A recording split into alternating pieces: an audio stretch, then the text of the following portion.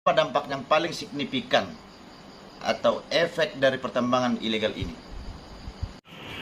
Ya, dampak yang paling signifikan dari pertambangan emas ilegal itu, yang pertama itu kerusakan lingkungan, terutama pencemaran air dan tanah akibat penggunaan merkuri maupun bahan kimia lainnya, masuk cyanida ya. Baru yang kedua, eh, deforestasi liar. Ini mengganggu ekosistem hutan dan mengancam keanekaragaman hayati ya. Baru terjadi bencana alam seperti longsor, banjir bandang, dan itu akan sering terjadi akibat perubahan kultur tanah. Baru selanjutnya kesehatan masyarakat itu yang paling utama, terutama tinggal di wilayah pertambangan tersebut. Konflik sosial juga itu akan terjadi karena lahan adat atau wilayah konservasi seringkali dijadikan lokasi pertambangan emas tanpa izin masyarakat lokal. Begitu. Siapa kira-kira dalang di balik praktek tambang emas ilegal ini? Dari berbagai temuan kami di lapangan, kami menduga praktik ini tidak mungkin berjalan tanpa keterlibatan pihak-pihak yang memiliki kekuasaan atau pengaruh di daerah ya, baik itu oknum pejabat daerah maupun keamanan, maupun pengusaha tambang yang bertindak sebagai pemodal. Mereka biasanya menggunakan masyarakat lokal sebagai tameng ya, sebagai tameng. Sementara keuntungan utamanya hanya dinikmati oleh beberapa kelompok elit tersebut, dan itu yang terjadi hari ini.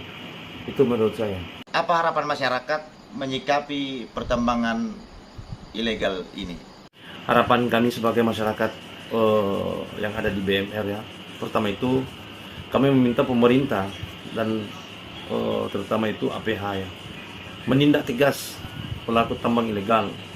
Bukan hanya pekerja lapangannya, tetapi siapa sebenarnya aktor intelektualnya. Itu yang pertama. Baru yang mengatasnamakan, yang membackup tambang itu, kami minta itu ditindak tegas ya dari pihak para penegak hukum.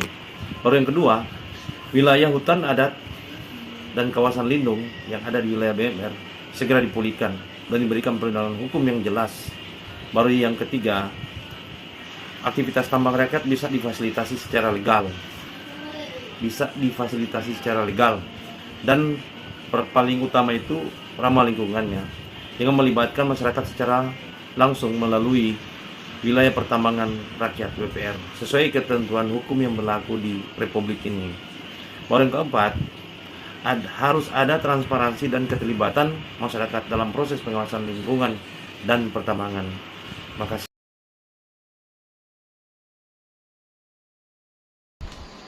Ini ada berita yang berjudul aktivis lingkungan Mat Abo Mokoginta soroti maraknya pertambangan emas ilegal di wilayah BMR Bolaang Mongondo Raya, tepatnya di Sulawesi Utara.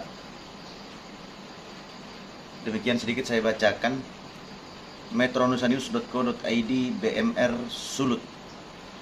Aktivis pemerhati lingkungan hidup Mat Abo Mokoginta mengangkat suara lantang terkait maraknya aktivitas pertambangan emas ilegal tanpa izin. Pertambangan emas tanpa izin atau yang disingkat peti di wilayah Bolaang Mongondo Raya, BMR Sulawesi Utara.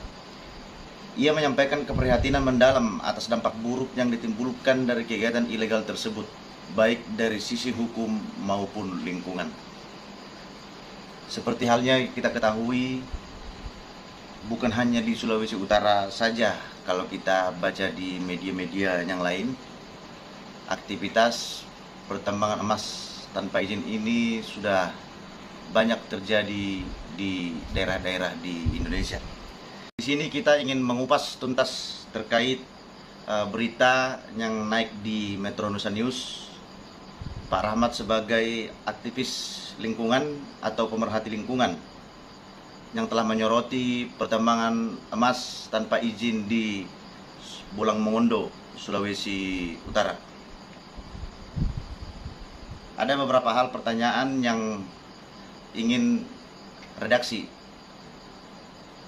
pertanyakan langsung untuk mengupas tuntas persoalan yang telah diangkat ini.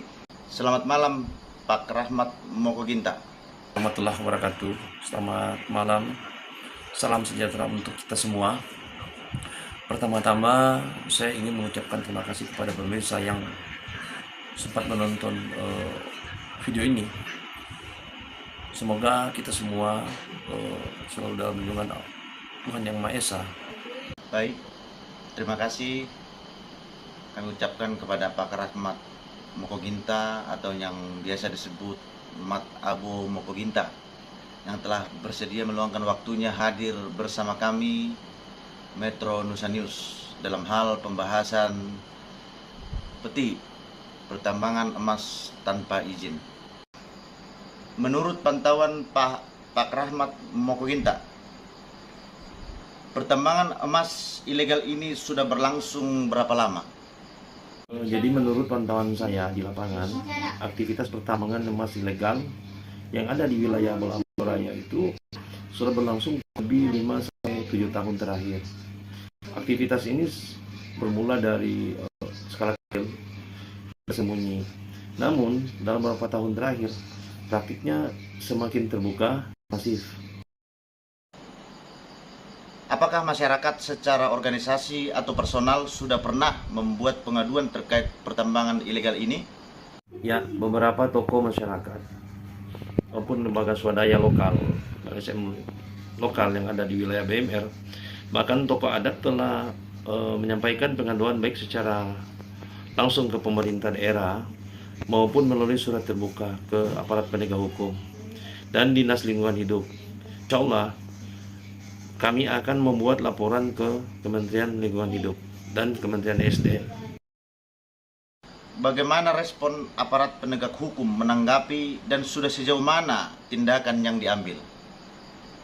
Menurut saya, respon masih sangat minim dan belum menyentuh ke akar permasalahan.